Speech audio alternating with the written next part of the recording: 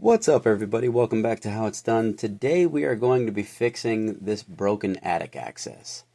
I was here doing some work, needed to get up in the attic, found out that the attic access is actually duct taped and zip tied together on one of the rails. And yeah, I ended up just using my ladder to get up there.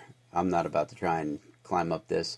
The side on the right doesn't seem too bad, but these zip ties and duct tape definitely has to go. So first things first, we are going to remove the hinges by removing the bolts and nuts for both sides, and then we'll get after it.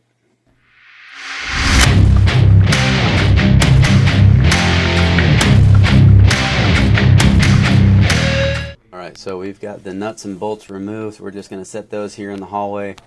You can see this thing is in pretty bad shape.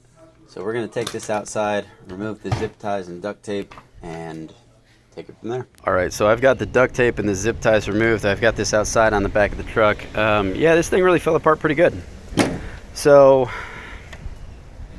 when you're doing something like this, we're basically just going to use, went ahead and measured this. This is about 3.5. It's about 3/4 inch thick. So I went and bought a 1x4, which is actually those same dimensions. It's about 3.5 by 3/4. And that is what we're going to be using to cut the new leg or the new rail. So what we want to do is we want to remove these 3 pieces, and what that does is that is actually a rod right here that goes all the way through and goes to this piece back here. So by doing that, this whole section can come off. Fortunately, this didn't snap in half, so we still have a pretty good reference of where to notch for the steps, and we'll just have to set this piece on there to mark where we're going to need a drill for the screw holes. So let's get after it.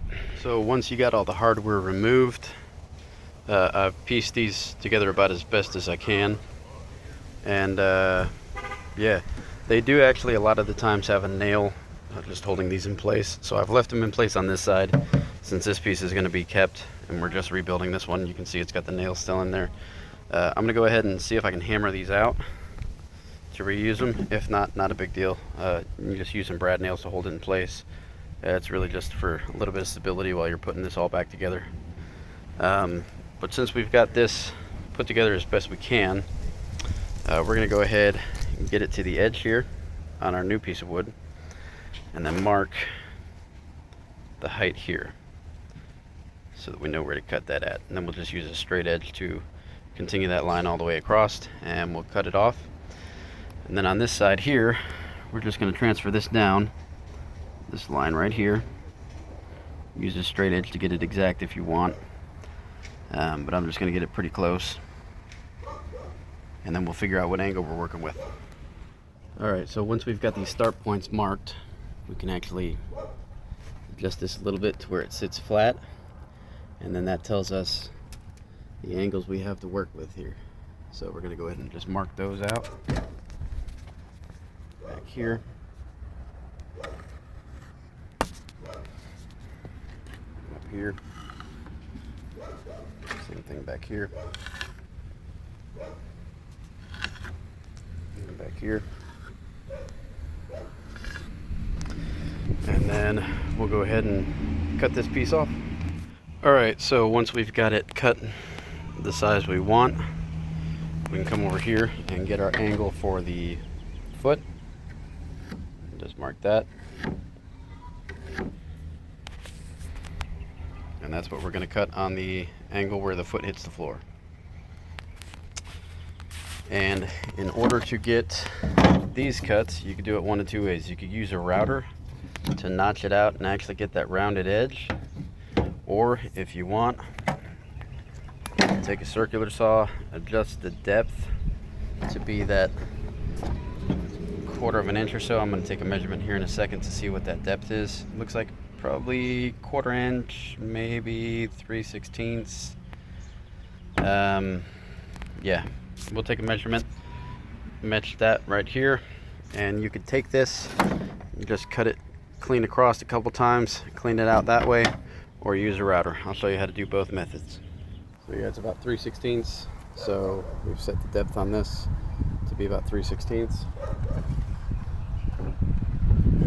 gonna go ahead.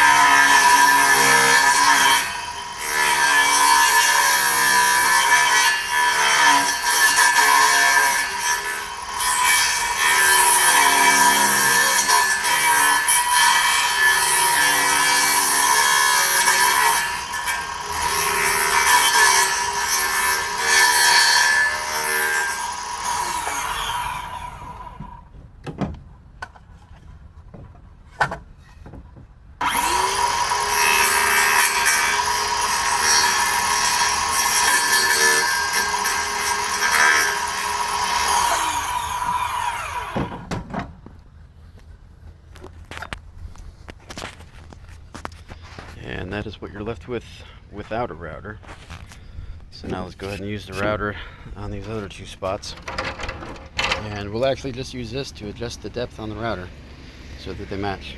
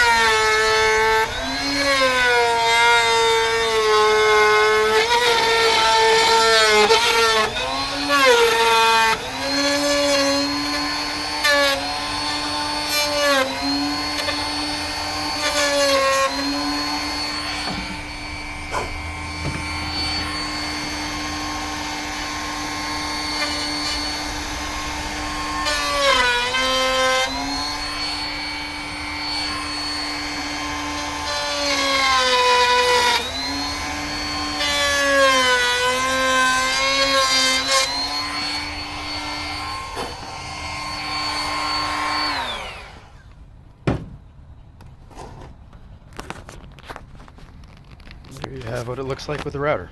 So either way will work just fine. Personally, I prefer the router. It gives it the more exact what you had look.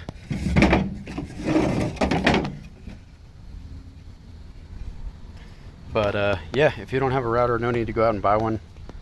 So we're just going to go ahead and get this other one done, and then we'll set this directly on top and mark out where the holes need to be drilled. Alright, so now that we got the holes drilled for the hinges as well as the supports for the rails, the steps, we can go ahead and get rid of this piece. It's not going to be needed. We'll take the nails out of there in a minute, but other than that, we can go ahead and slide these supports through.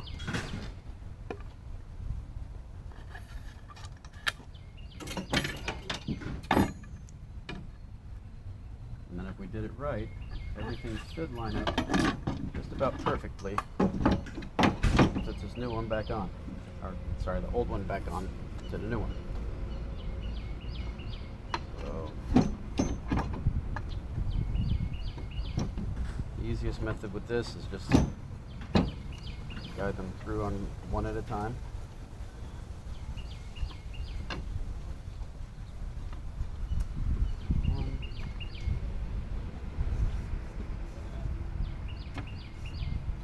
There we are.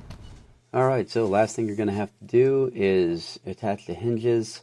We did go ahead and put the nails in the side to hold this securely in place so it doesn't slide out the back at all if it gets loose.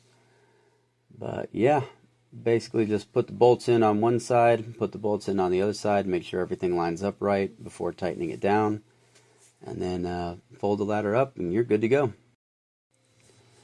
Alright, it does look a little bit odd because it's got some brand new wood on one side and the rest is obviously a little bit weathered and worn, but it works exactly as it's supposed to.